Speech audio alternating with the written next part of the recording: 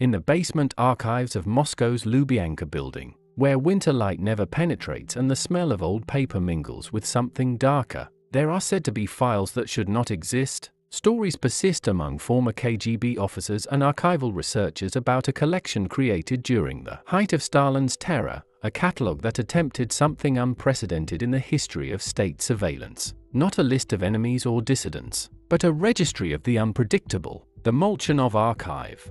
The year is 1937. Moscow is paralyzed by both the coldest winter in decades and the hottest phase of the Great Purge. The NKVD, the Soviet secret police, arrests thousands weekly, filling prisons faster than interrogators can process the accused. In this machinery of terror, one man allegedly conceives an idea that sounds more like science fiction than police work. His name, according to the theory, was Vitaly Sergeyevich Molchanov, an archivist, a statistician, a man who saw patterns where others saw only chaos. Who was Molchanov? Here the historical record grows frustratingly thin. No definitive photographs survive, or perhaps none were ever taken. Some accounts describe him as a former mathematics student from Leningrad University, recruited into the NKVD during the early 1930s when the security apparatus expanded rapidly. Others claim he worked in the Central Statistical Administration before transferring to internal surveillance. What makes him compelling to conspiracy theorists is precisely this absence, a ghost in the machine of Soviet bureaucracy. The core of the theory is elegantly strange. Molchanov allegedly believed that historical change resulted not from great forces or famous individuals, but from random acts by statistically anomalous people, those who violated behavioral norms in subtle, unmeasurable ways. A school teacher who always chose the indirect route home. A factory worker who read books in an unpredictable sequence. A chess player whose strategies defied established theory. These individuals, Molchanoverized, were dangerous precisely because they were unpredictable. Consider the logic. Twisted as it seems, the Soviet system excelled at controlling the predictable, the organized opposition, the political dissident, the class enemy. These threats followed patterns that could be monitored, infiltrated, neutralized. But what about the person who acts without ideological motivation? The individual whose randomness itself threatened the deterministic materialism at the heart of Marxist-Leninist thought? This was Molchanov's obsession. According to the conspiracy, the hunt for chaos agents.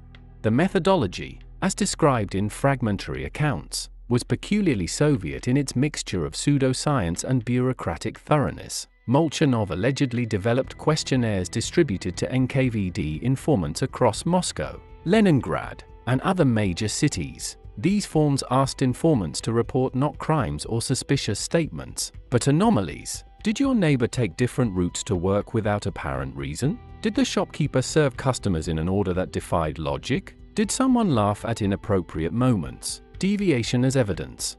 The files themselves, if they existed, would have grown organically, almost parasitically, within the larger NKVD archives. Molchanov purportedly worked alone or with a small team, creating his catalogue during off hours, filing reports under innocuous headings that wouldn't attract supervisory attention, in a security apparatus drowning in paperwork. This invisibility would have been his protection. One more set of files in a building full of secrets, one more archivist doing inscrutable work in the basement.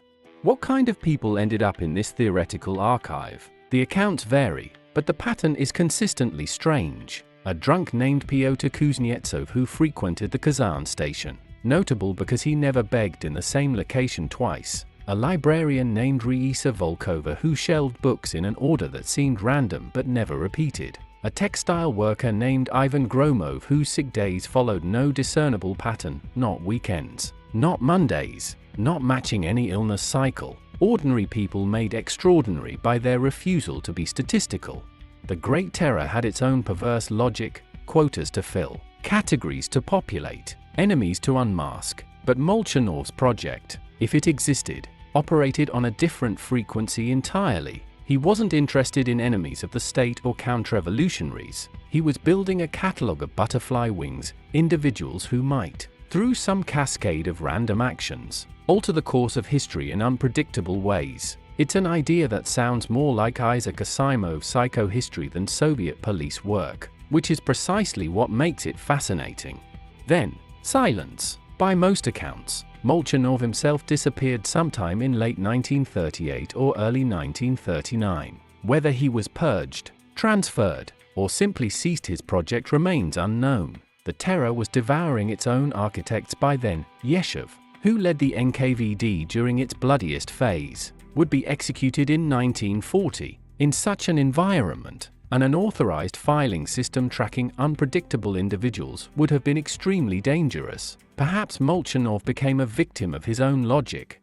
The story might have ended there, lost like so many Soviet secrets in the churning violence of the era. But the conspiracy theory has a second act. In the early 1950s, during the reorganization of Soviet security services after Stalin's death, archivists allegedly discovered fragments of Molchanov's work. Not the complete files, those had vanished, but references in later KGB internal instructions, directives about monitoring abnormal behavior patterns that seemed to echo Molchanov's methodology, ghosts of an earlier obsession. One document frequently cited by conspiracy theorists is a purported KGB memo from 1956, known as Protocol 14-G, concerning statistical outlier surveillance. The memo allegedly outlined procedures for identifying individuals whose behavior defied normal distribution curves, not criminals, not dissidents, but statistical anomalies. It recommended long-term observation without intervention, a watching brief on chaos itself. Whether this document exists in any archive remains unverified, but its description has circulated among researchers for decades. The theory takes its strangest turn in the 1970s. By this era, the Soviet Union had developed sophisticated systems for economic planning and social modeling. Cybernetics, once denounced as bourgeois pseudoscience, had been rehabilitated. Computers were being applied to everything from agricultural forecasting to population management. And here, conspiracy theorists argue, Molchanov's obsession found its true expression: algorithms designed to predict and manage human unpredictability. Viktor Glushkov, a real and prominent Soviet cyberneticist, proposed the OGAS system, a nationwide computer network for economic management. Some theorists claim that embedded within OGAS planning modules were subroutines for identifying behavioral anomalies in population data. These algorithms allegedly drew on principles first articulated in Molchanov's archive, the mathematical modeling of unpredictability. From filing cabinets to computer systems, the hunt for chaos agents supposedly evolved with technology. Is any of this true? The honest answer is, we don't know. No Molchanov archive has ever been found. No definitive documents prove Vitaly Molchanov existed or conducted this project. The KGB and NKVD archives, while partially opened after 1991, remain incomplete and heavily redacted. Protocol 14-G has never been verified by mainstream historians. The connection to 1970s cybernetics remains speculative, yet the theory persists, perhaps because it feels true to the Soviet experience. What we do know is that the Soviet system was obsessed with control and prediction. We know that the NKVD kept files on millions of citizens, tracking behaviors that seem absurd in retrospect: the books people read, the jokes they told, the friends they visited. We know that Soviet cybernetics research genuinely explored social modeling and behavioral prediction. And we know that totalitarian systems have always feared the random, the individual act that escapes the plan. Molchanov's archive, real or imagined, speaks to this deeper anxiety.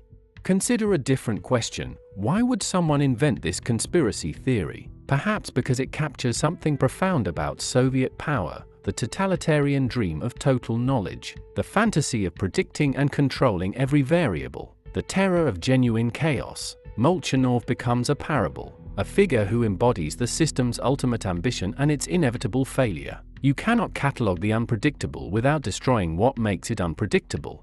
There's a certain beauty in the paradox. If Molchanov succeeded in identifying truly unpredictable individuals, what would he do with that information? Arrest them? But on what charge? Deviation from statistical norms? Monitor them forever? But unpredictability by definition means you cannot predict what surveillance might reveal. The project contains its own contradiction. Perhaps this is why, according to the conspiracy, Molchanov himself vanished, consumed by the logical impossibility of his own creation. Some former Soviet citizens who encountered the theory report a feeling of recognition, not that they believe Molchanov existed, but that his project feels familiar, the sense of being watched not for what you did, but for who you were, the awareness that deviation itself, even without political content, could be dangerous, the understanding that in a system committed to predicting and shaping human behavior, randomness itself becomes subversive. Whether or not the archive existed, the anxiety it represents was certainly real. Modern researchers who study Soviet surveillance systems sometimes reference the Molchanov theory when discussing the evolution of algorithmic governance, today's predictive policing, social credit systems, and behavioral analytics raise similar questions. What happens when states attempt to model and control statistical outliers? Who decides what behavior is anomalous? The technology changes, but the impulse, the desire to make human unpredictability predictable, remains constant.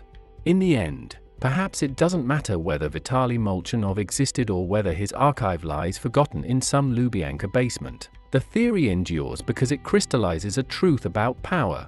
Totalitarian systems fear chaos more than opposition, randomness more than rebellion. An enemy can be understood and defeated, but the unpredictable? That threatens the entire foundation of control. The belief that human behavior can be fully known, fully managed, fully predicted. If you visit Moscow today, Lubyanka building still stands, now housing the FSB, successor to the KGB. Tour guides tell stories of the prisoners held there, the interrogations conducted in its rooms, the terror it represented, but they say nothing about Molchanov or his archive of the unpredictable. Perhaps because the story is false, or perhaps because some files remain too sensitive, some obsessions too revealing. Even now, the Molchanov Archive theory asks us to imagine a man trying to catalog lightning, to file the wind, to create order from that which inherently resists ordering. It's an absurd project, almost comic in its impossibility. And yet, isn't that precisely what every surveillance state attempts? To know not just what citizens do, but what they might do. To predict not just rebellion but the random act, the unexpected choice, the deviation that changes everything? So we're left with questions rather than answers. Did Vitaly Molchanov exist? Did he create his impossible archive? Did his ideas influence later Soviet systems? The evidence is fragmentary, contradictory, frustratingly incomplete. But perhaps the most important question isn't whether the conspiracy is true, it's why it feels true. What does it reveal about the systems we build, the control we seek, and the fundamental human unpredictability that refuses to be filed away? The archive, real or imagined, remains open.